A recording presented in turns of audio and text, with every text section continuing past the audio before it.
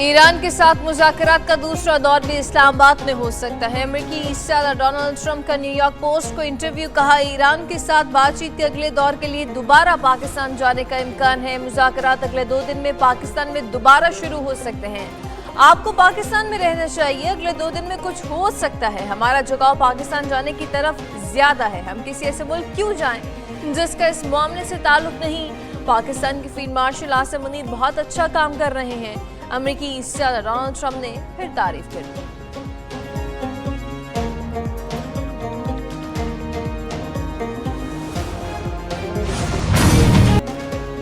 پاکستان کی سفارتکاری بھرپور طریقے سے جاری ہے۔ مذاکراتی میز پر سجانے کی تیاری۔ پاکستان نے مذاکرات کے دوسرے راؤنڈ کے لیے ایران اور امریکہ کو پھر دعوت دے دی ہے۔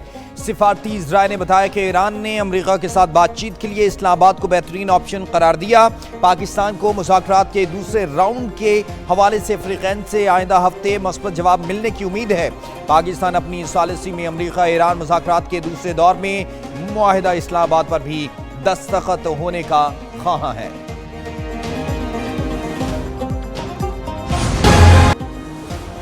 اسلام آباد میں امریکہ ایران مذاکرات کا دوسرا راؤنڈ جمعرات کو ہونے کا امکان۔ امریکی میڈیا کے مطابق فریقین نے مذاکرات کے دوسرے راؤنڈ پر رضامندی ظاہر کر دی۔ رائٹرز نے کہا کہ امریکی اور ایرانی مذاکراتی ٹیمیں اس ہفتے کے آخر میں اسلام آباد واپس آئیں گی۔ CNN نے بتایا کہ امریکی اور ایرانی حکام مذاکرات کے ممکنہ تاریخوں اور مقامات پر غور کر رہے ہیں۔ نیو یارک ٹائمز کے مطابق ایران یورینیم افزودگی 5 سال تک معطل کرنے پر تیار، امریکہ کا 20 سال کا مطالبہ۔ بلومبرگ نے کہا کہ مذاکرات کا یہ دور 2 ہفتے کی جنگ بندی کی مدت ختم ہونے سے پہلے ہوگا۔ AP کی بھی امریکہ کی دوبارہ مذاکرات پر رضامندی کی تصدیق۔ ذرائع کے مطابق فریقین میں 25 میں سے 22 نکات پر اتفاق ہو چکا تھا۔ مشرق وسطی مشن وزیر اعظم کے غیر ملکی دوروں کے پروگرام میں تبدیلی۔ حکومتی ذرائع نے بتایا کہ وزیر اعظم شہباز شریف سعودی عرب اور ترکی کے ساتھ ساتھ قطر بھی جائیں گے۔ نائب وزیر اعظم اسحاق ڈار اور دیگر اعلیٰ حکام ہمراہ ہوں گے۔ وزیر اعظم پہلے مرحلے میں کل سعودی عرب، پھر قطر اور آخر میں ترکیہ جائیں گے۔ امریکہ ایران مذاکرات کے آئندہ لائے عمل پر تبادلہ خیال کیا جائے گا۔ خطے میں کشیدگی کم کرنے، مستقل جنگ بندی کے امکانات پر گفتگو ہوگی۔ وزیر اعظم ترکی میں اناطولیہ ڈپلومیسی فورم میں شرکت کریں گے۔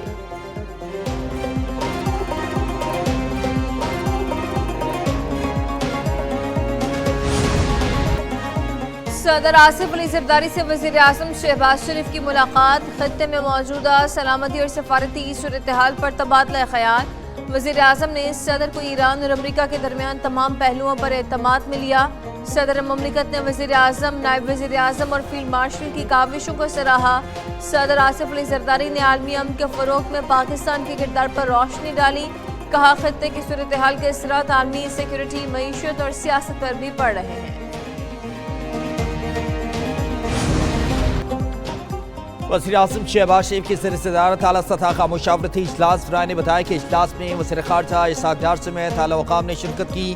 وزیر اعظم کے مجوزہ غیر ملکی دوروں کے ایجنڈے کو حتمی شکل دی گئی۔ سعودی عرب، ترکی اور قطر کے ساتھ پاکستان کے موجودہ تعلقات پر اطمینان کا اظہار۔ وزارت خارجہ کی عالمی رہنماؤں سے رابطوں پر بریفنگ۔ ایران امریکہ تنازع کے خاتمے کے لیے پاکستان کی سفارتی کوششیں جاری رکھنے پر بھی اتفاق کیا گیا۔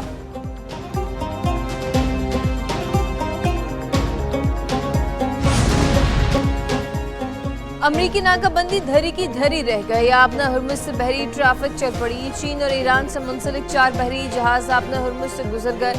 شپنگ اور ٹریکنگ ڈیٹا نے تصدیق کر دی۔ امریکی پابندی کا شکار چینی ٹینکر رچ اسٹوری ناکہ بندی کے باوجود خلیج سے نکلنے والا پہلا جہاز تھا۔ ایرانی بندرگاہ امام خمینی سے آنے والا مال بردار بحری جہاز کرسٹیانا بھی آبنا ہرمز سے گزرنے میں کامیاب۔ امریکی پابندی کا شکار مدلکشن نامی آئل ٹینکر بھی چین کے لیے روانہ ہو گیا۔ آئل ٹینکر ایلپس ایرانی بندرگاہ بوش شہر سے روانہ ہو کر آبنا ہرمز سے گزرا۔ امریکی بحریہ نے گزشتہ شام سے ایران کی بحری ناکہ بندی کا اعلان کیا تھا۔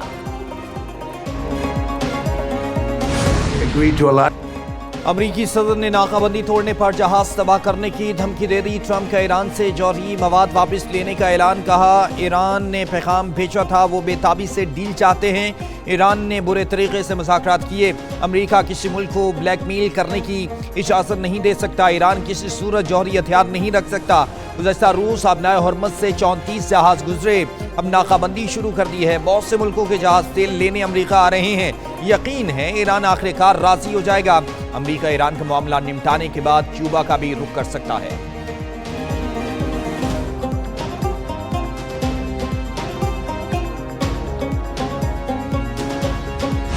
First of all, Brett, مذاکرات میں کافی پیش رفت ہوئی. گیند اب ایران کے کورٹ میں ہے. امریکی نائب صدر جے ڈی وینس نے کہا کہ بات چیت مثبت رہی. ایران پر منحصر ہے کہ آگے بڑھنے کے لیے کیا اقدامات کرتا ہے. ایران کبھی جوہری ہتھیار حاصل نہیں کر سکتا. جے ڈی وینس کا وزیر اعظم شہباز شریف اور فیلڈ مارشل سعید عاصم منیر کو زبردست خراج تحسین کہا. دونوں رہنماؤں نے ایران امریکہ مذاکرات کی سالسی میں حقیقی اسٹیٹسمین شپ کا مظاہرہ کیا. امریکہ اور ایران میں طویل عرصے سے سنجیدہ مذاکرات نہیں ہوئے تھے. پاکستانی قیادت نے مدد اور بہترین ثالثی کی.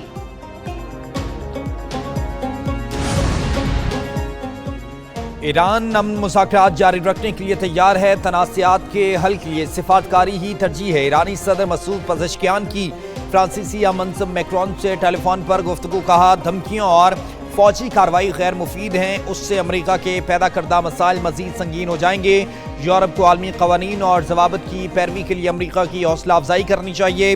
دوسری جانب ایرانی وزیر خارجہ عباس عراقچی اور روسی منصب سرگئی لاروف کی ٹیلی فون پر بات چیت ہوئی. عراقچی نے لاروف کو اسلام آباد مذاکرات سے آگاہ کیا. روس نے کہا مذاکرات جاری رکھیں.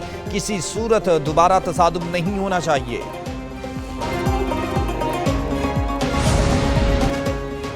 خطے میں مزاحمتی محاذ مضبوط ہے. دشمن کو خالی ہاتھ واپس جانے پر مجبور کر دیں گے. ایرانی القدس فورس کے کمانڈر اسماعیل بقائی نے آبنہ ہرمز کی ناکہ بندی کے بعد امریکی اور اسرائیل کو خبردار کر دیا. کہا امریکہ سے ہونی ریاست کو یمن باب المندب اور بحیرہ احمر سے خالی ہاتھ واپس جانا پڑا.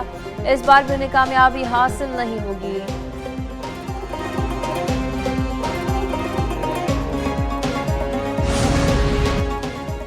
مغربی معیشت کے لیے ایرانی اسپیکر کا میتھمیٹیکل وارننگ شاٹ. پابندیاں بڑھیں گی تو قیمتیں بے قابو ہو جائیں گی. باقر کالیباف کی ریاضیاتی فارمولے نے مستقبل کے بڑے طوفان کی پیشگوئی کی. اپنے پیغام میں امریکی عوام کو مخاطب کرتے ہوئے کہا کہ نام نہاد ناکہ بندی کے بعد تم جلد ہی $4 سے $5 فی گیلن ایندھن کی قیمتوں کو یاد کرو گے. ایرانی اسپیکر کا ریاضیاتی فارمولہ دراصل ایک سادہ معاشی حقیقت بیان کرتا ہے. پہلا حصہ یہ بتاتا ہے کہ اگر ابنائے حرمز میں رکاوٹ یا ناکہ بندی ہوتی ہے تو تیل کی قیمت میں اضافہ ہوگا. دوسرا اثر وسیع معاشی اثرات کو ظاہر کرتا ہے. مہنگائی بڑھے گی. اشیاء ضروریہ کی قیمتوں میں مزید اضافہ ہوگا.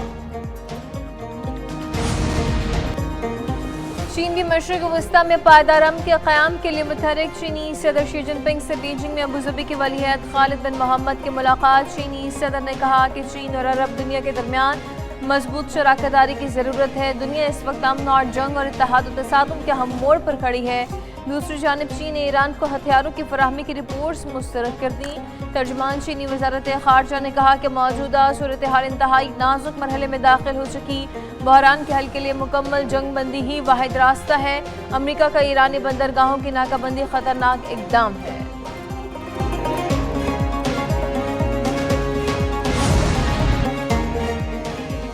اسلام آباد میں پاکستان، سعودی عرب، ترکی اور مصر کے سینئر سفارتی حکام کا پہلا اجلاس. علاقائی و عالمی امور پر مشاورت کی گئی.